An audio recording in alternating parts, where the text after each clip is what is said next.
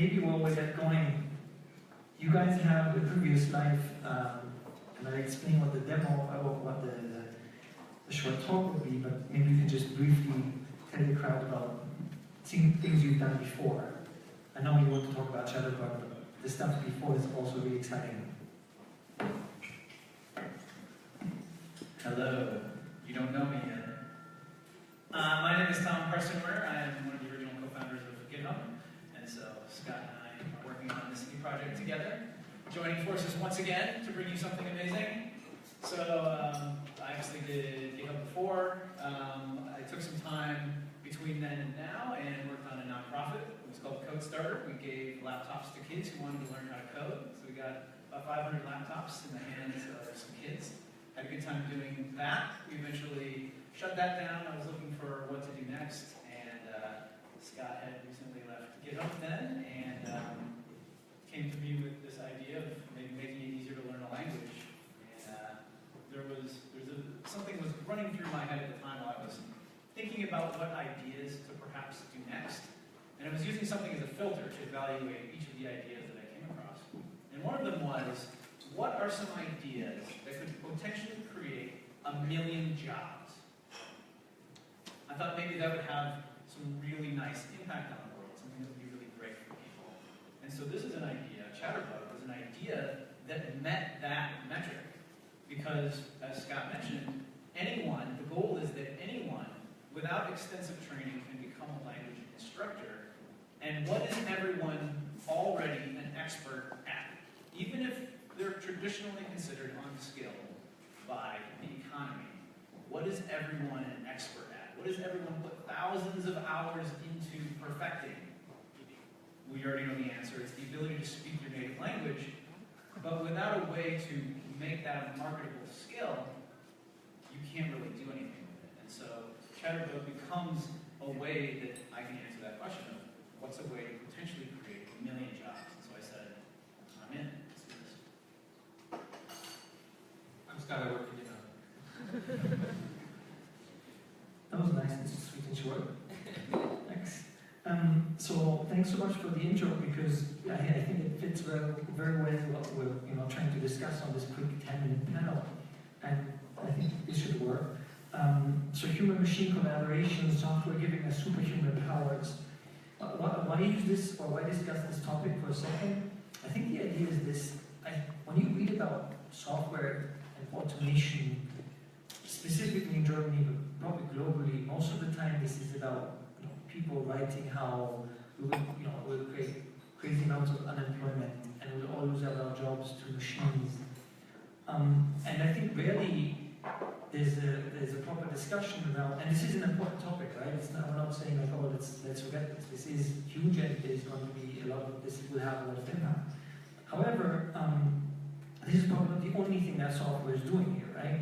Software is also doing things in areas where it's not replacing us, where it's enhancing us, and where the connection between a human using a machine actually allows a human to do much more, using the machine together, using software together with our own capabilities.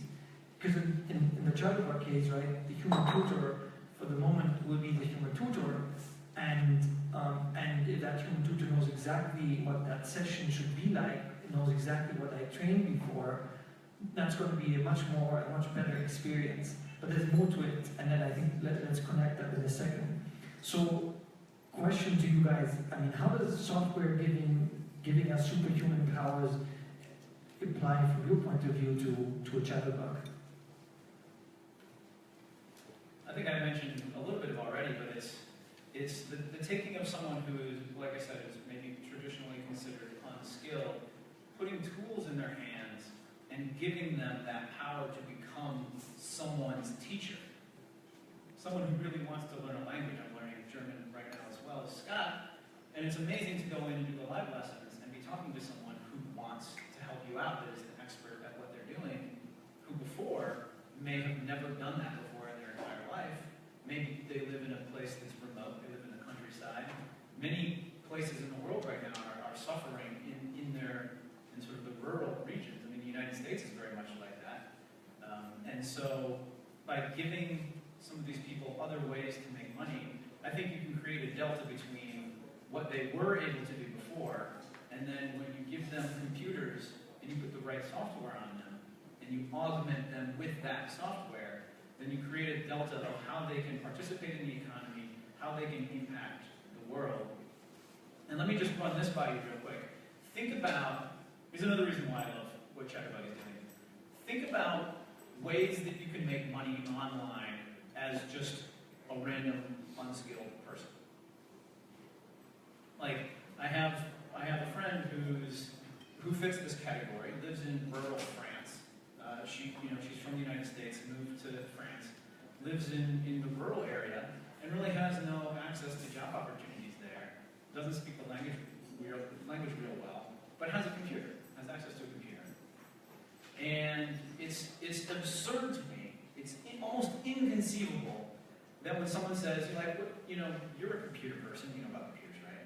Shouldn't there be a way that people can make money online? Like, aren't there like jobs they can do? Because I've heard of this thing called Mechanical Turk or whatever. And of course, if you do Mechanical Turk as a job, you're going to make like 12 cents an hour, right? So this is not a legitimate way to make money.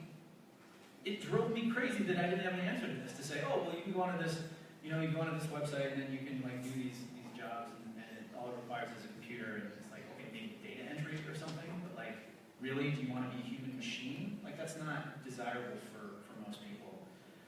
So there just aren't good, wholesome answers to this question, and I think that's insane. I think that that's completely unacceptable. And so, again, Chatterbug is able to answer this question, which is, guess what? You are a skilled person.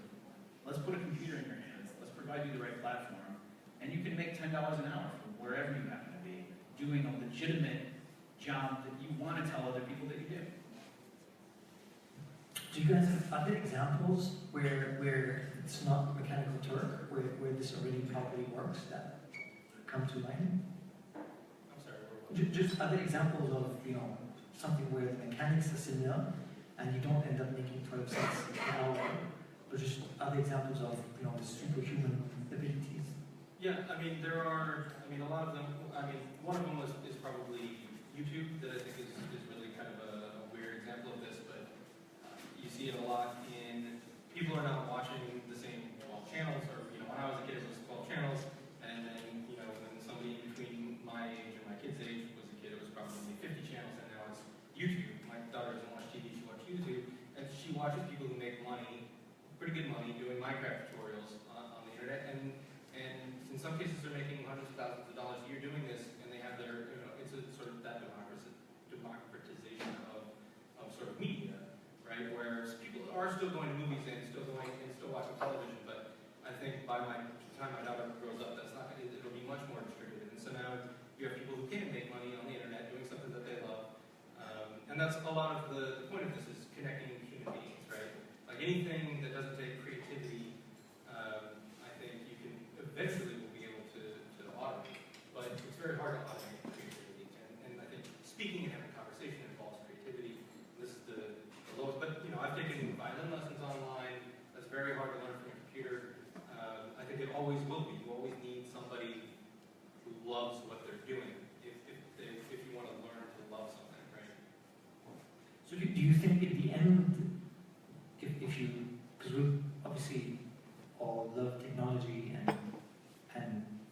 but we all, I guess you guys also don't ignore the fact that a lot of people are afraid of this automation wave and that it will affect jobs. So if you balance the two, are we just painting this beautiful picture that we believe in, but still 98% of the population will just be negatively affected and 2 positively affected? Because it's not like everybody's going to start producing Minecraft videos. Language is probably a nice example because there's many more people who would potentially teach language and that could produce Minecraft videos. Maybe I'm misassessing the amount of people playing Minecraft, but nevertheless, producing a video is probably slightly more tricky. I guess a piece of this is also like lowering the barrier of entry, right? Making it really seamless, really easy to get people going. But what's your view on like global impact of this? Of just sort of the mechanization of human labor in general? that versus the superhuman effect that sort of improves the world versus, you know, stuff that just removes humans out of the value chain? Yeah, I think it is really a huge question, one specifically for our generation where this is happening, this transition. And like Scott said before, I think you hit on the key of how it happens right now is at least the division between what's automatable and what's not comes down to creativity, right? So if it's a short feedback loop between stimulus and response, then you can pretty much automate that, including driving a car, which is essentially that, right? I mean, once you know how to drive a car well, you can basically just let your lizard brain take over, and it'll just, you know, the very simple, ancient parts of your brain would just do it, because it's just, you receive the image, you process it, you input it into the controls, and that's it, right? So that is easily automatable, something that we would have, even 10 years ago, been like, oh wow, that's super complicated, it's going to be really hard to automate. Now we're seeing that with things like deep learning and the advances in machine learning, that's not true at all. Like, that's actually relatively easy to automate. Airplanes have been automated in that way for a long time. Autopilots have done most of the flying of airliners for many, many years, right? Except for the takeoffs and landings. But before too long, it's a more sensitive kind of a problem, right? Like, the consequences of error are much more vast, at least on a single accident basis, right? So we tend to be a little more conservative about that. But, you know, within the next 20 or 30 years, I would imagine that most airplanes are fully self-flying, and you might have a human attendant to maybe solve any unforeseen issues with the software or something. But I think it is a huge problem. Like, what are the jobs that are going to be left? Right now, with the state of machine learning, jobs that involve a lot of creativity are not easily automated. I mean, you can have sort of pretend creativity, and some of the demos around AI where you have the ability for a machine to make a painting that looks like another style of painting, you could consider to be a creative task, but I don't know that it really is, right? What you're really doing is just remixing some existing piece of creativity, right? Like a style is a kind of expression of creativity. If you sample that and then remix it, can you say that that's an original, newly creative work? I'm uncertain. I don't know that that necessarily meets that criteria, right? And so if you want to say, hey, computer, make up some completely brand new painting style that people are going to love, that's a much more difficult concept. Or, hey, computer, make some piece of architecture that's going to just blow people's minds and completely reinvent what the field of architecture looks like. Also extremely unlikely. Computer would come up with some conglomeration of existing architectural styles. And so to break that barrier, the barrier of remixing that we have to have right now, human creativity. Now I think once we hit something like the singularity, and now you've got real human level intelligence in computers, then all bets are off. Now, are humans relevant anymore? I think that's up to us. I think it's up to us to decide whether humans are relevant anymore, whether we do any of our own advanced mathematics or programming or physics anymore, whether 100 years from now, any human will be able to understand anything about how science works at the deepest levels, right? We don't know the answers to these questions. I certainly don't. And so really it's up to us. And as long as we're operating under a system of capitalism, then the answer is probably no. It's not up to us. We're totally boned. And so, I mean, I'm serious though, right? Like, capitalism puts us into a very small box of how humans are treated, and not to get too, like, crazy on you, but nothing in capitalism, nothing in sort of the way that capitalism is formulated has anything to do with human beings, really. It's like, capitalism is not about how humans are treated well. So I think it's going to be up to us to reformulate our economic system. If we want to have a future that's bright, we have to tackle these more fundamental problems of how is society organized, and how are people treated fairly in a post-human manual labor world where we have lots of things that we don't have to do anymore, and yet that means that we're not going to get paid to do that. Wow. If you think that tech meetups just give you like some quick demo of product, there you go. We can go much more deeper. Probably discussing this would probably require you to have breakfast with us tomorrow here. And I'm not sure, people always complain that we spend too much time on the planet. I'll ask one last brief question, but I think this is a fantastic thing you raised, and obviously it sort of calls for a much longer discussion. But a very simple question on, specifically more to something like Chatterbug, or to Chatterbug, is if you think about, I think oftentimes people are using Uber as an example of lowering the barrier of, for example, someone becoming a driver.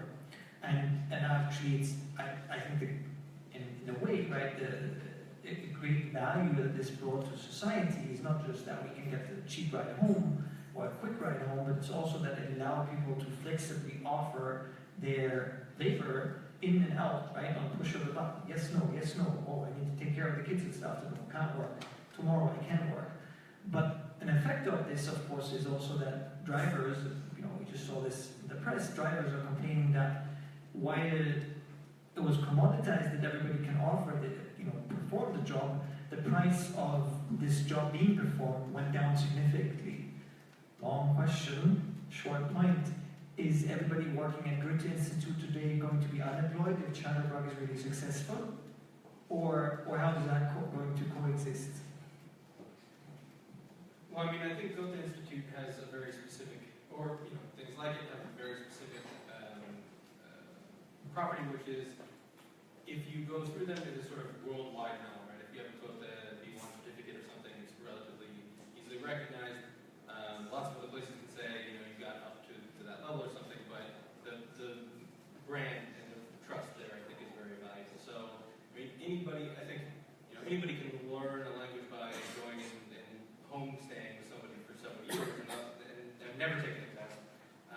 And so I don't think the value of Goethe is necessarily in just teaching a language, but in providing a standard that people can communicate with. So, so I would say that would be difficult, but having those standards, I think, is always going to be very valuable as well. Cool, thanks. So, apologies for extending the 10 minutes we promised. Questions?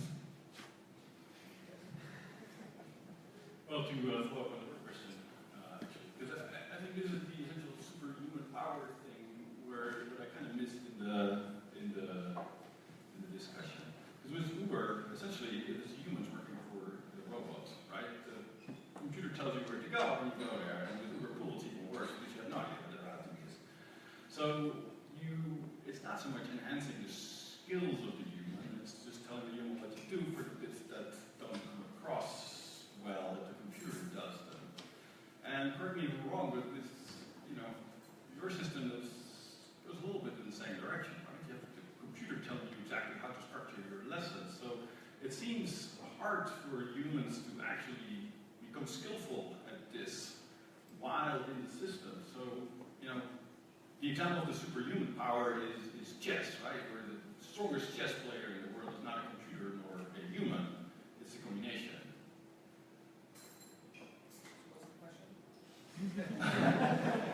How is your system superhuman, or is it just putting the humans under control of the computers until we build a system that can actually replace them? Yeah, I mean, that's basically what Uber is trying to do. I'll give you one example that I have while I'm in the live lessons that I think refutes this point, and I think it's a fair point. It's not just it's like the Uber situation is very straightforward. It's like, I want to go from A to B, drive me there. You're like, don't be creative, honestly. Like, just please don't be too creative about it. One thing that I experience a lot on Chatterbug when doing the live lessons is just off-the-cuff remarks, or hey, I have a question about something. Why do you use this word instead of, what's the difference between fruit and Obst? Like, please tell me. I have no idea, right? So I can then ask these questions, and then the teacher can sort of refine them and use their creativity to express the exercises, to deliver the exercises in a way that speaks to me, that works for me, right? I mean, with your example, you could say that all acting is sort of in the same way. It's like, well, all you're doing is just reading the script. Like, is there any creativity in that? And I think most people would say yes, there's a ton, because it's in the process of delivery. It's a human-to-human connection of how it plays out and the way that can be specifically customized to the learner. Yeah, I think, in Uber's case, it's very straightforward. In ours,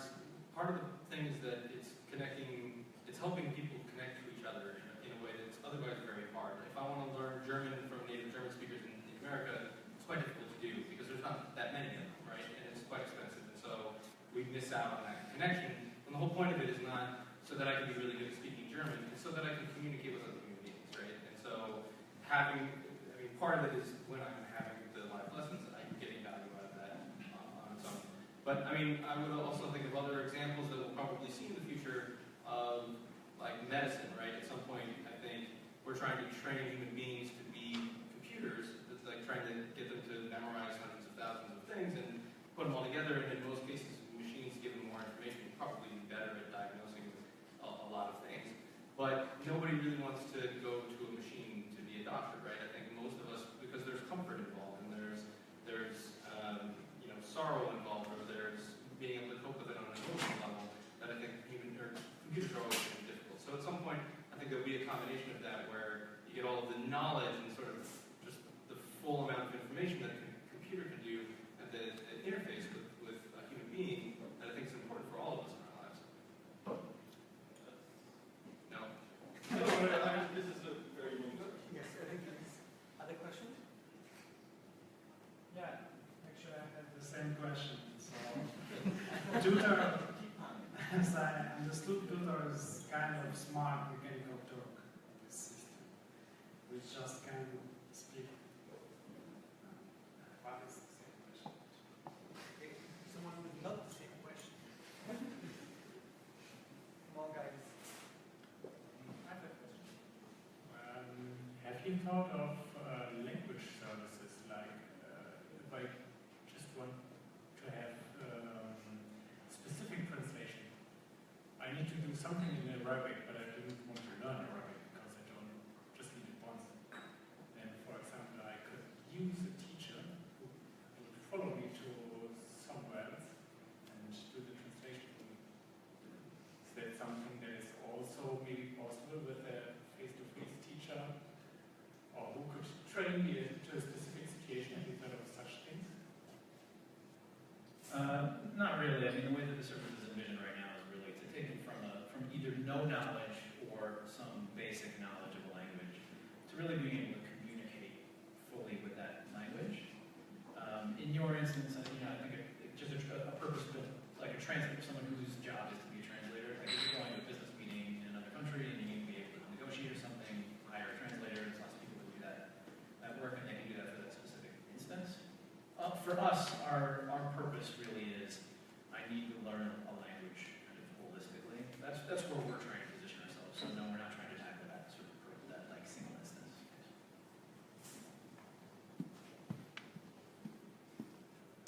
Yeah, this time.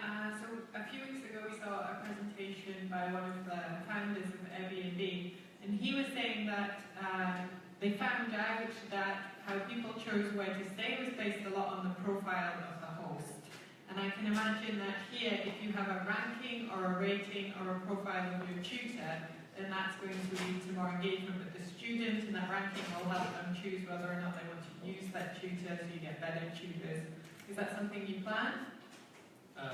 No, so we don't show you who the tutor is before you actually enter the chat session. So we try to make sure that, A, that we can always have somebody there for you, and give you a wider range. So you actually get different tutors all the time. So you have a wide range of speaking styles and speeds and accents. For instance, with Uber, you get a different driver every time, but you can give feedback on your driver. Yeah. Sorry, yeah, we do that after the fact, yeah. Okay. And then that tells it, it's very similar to Uber in that sense, right? Where you say this helped me, or they were, in Uber, it's like they almost hit 5 people. This is not probably somebody you should continue using again. So, yeah. Okay, just for you. One last question? Feeling the pressure of asking it? Come on, guys. No? No. Well, then, thanks so much for doing this. Thanks so much for being here. Is there anything you on hand they try it? Those people who didn't raise their hand when they could have raised their hand, like indicating they're not super proficient yet. I know you're out there, it's okay. So what can they try? Yeah, you can contact us. Yeah, you can send us an email. I'm Tom at Chatterbug, Scott at Chatterbug.com. If you want to try it out, send one of us an email, and we'll give you a sign-in, and you guys can start using it definitely if you want. So right now, It's learning German as an English speaker, so that's kind of the only thing we have currently. Eventually we'll have